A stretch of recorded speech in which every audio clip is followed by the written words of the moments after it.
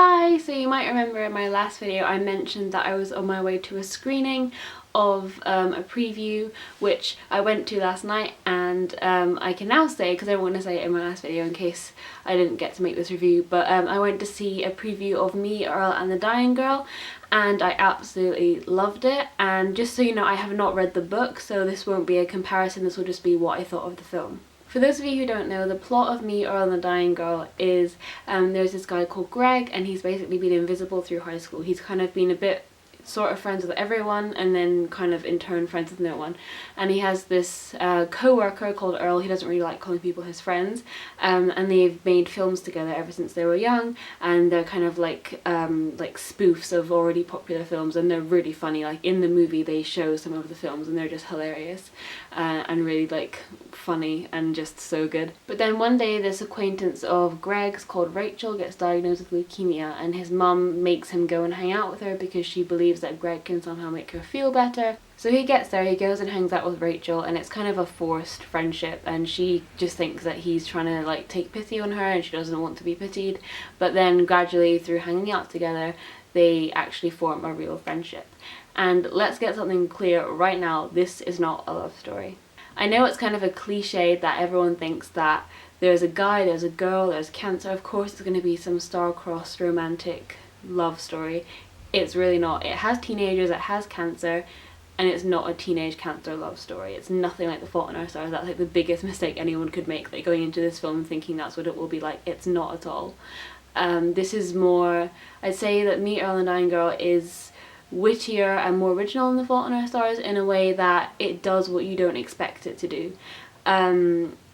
It overcomes its stereotypes, and it just is continually original and quirky and funny, and it just looks great. Like visually the film is so good. Like if I didn't know better I would have thought it was filmed by Wes Anderson. Like the colours that are used in it are great, and the costumes are really quite funky and retro, and it's just really well shot. And at times it was like the camera was kind of constantly moving, I guess, to kind of, I don't know, portray the kind of busyness of his life, I guess, because Greg was trying to get through school and make films with Earl and also take care of Rachel, and the camera was kind of constantly moving to kind of, I guess, reflect his kind of jumbled thoughts. But sometimes the camera like tipped like that, so what you were looking at was like portrait. I don't know how to describe it, because the screen was landscape, but then like what you were looking at was portrait, so the screen was like that, but then he'd be like walking that way. It's really hard to explain, but that's basically what it was. And it had little bits of like stop motion on the way through, just as he was talking, narrating the film. This film honestly had me laughing out loud. Like I thought I was gonna fall on the floor in the cinema, which I have done many times, I might add, but I didn't at this particular occasion. But there's this bit when Greg and Earl get accidentally stoned, and it's just absolutely hilarious. And Greg is one of those people that tries to fill awkward silences with just like nonsensical babbling, and that was very entertaining. It was very well done, and just their films as well were actually hilarious. Like the bits that they showed in the movie were just so great.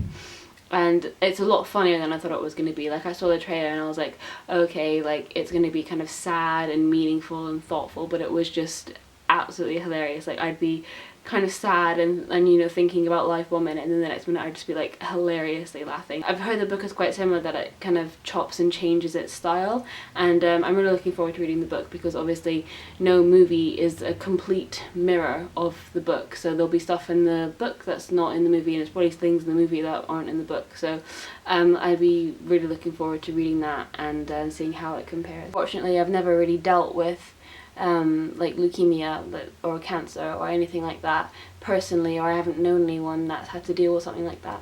I still found this a very relatable film, because even though it wasn't about cancer. Like people will look at it and think, oh, it's about cancer, it's about leukemia.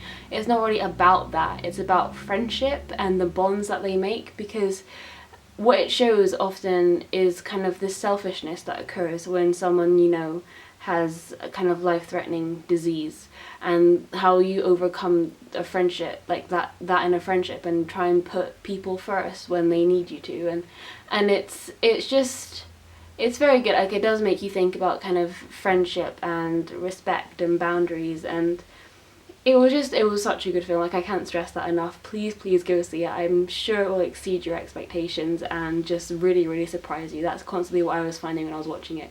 Like, I did not know what was coming next, like what the next witty remark was or what the next plot in the story was, and I just was constantly, you know, engaged with it, and I just loved it so much. And the main actors were absolutely incredible. Like, I really loved them. I thought they portrayed the characters really well. They just seemed like real people that I could bump into at school or in the street, and they really brought them to life. And I want to see, I want to read the book so I can see what they're like in book form, if that makes sense. But as a film, just by itself, I absolutely loved it. I gave it 5 stars, and I thought it was absolutely fantastic, and I really want everyone to go see it. It's so good. Also the score was amazing. It's so good. It was composed by Brian Eno. He's quite famous. He's done a lot of cool soundtracks for many different things, and he's a composer, and he's just really awesome. And the score was just everything about it. Like, I can't fault it, honestly. I can't find anything wrong with it.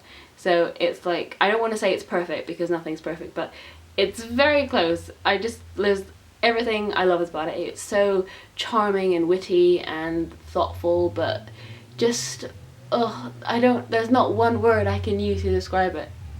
Just blah. There's your word, blah.